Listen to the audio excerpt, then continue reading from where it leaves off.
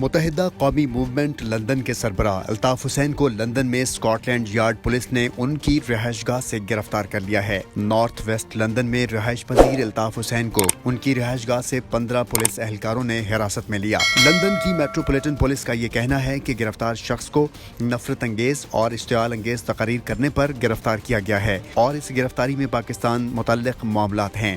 الطاف حسین کو criminal evidence act کے تحت گرفتار کیا گیا ہے اور ان پر یہ الزام ہے کہ انہوں نے جرائم کے لیے اکسانے کے لیے تقاریر کی تھیں۔ اس گرفتاری سے پہلے میٹروپولیٹن پولیس کے حکام نے پاکستان کا دورہ بھی کیا تھا اور یہ دورہ اپریل 2019 میں کیا گیا تھا اور حکومت پاکستان نے بھی برطانوی حکومت سے پاکستان مخالف تقاریر پر بات کی تھی اور باقاعدہ ریڈ وارنٹ کے ساتھ ساتھ ریفرنس بھی بھیجا تھا۔ اس ریفرنس کے ساتھ ساتھ ویڈیو اور تصویری شواہد بھی برطانوی حکومت کو فراہم کیے گئے تھے۔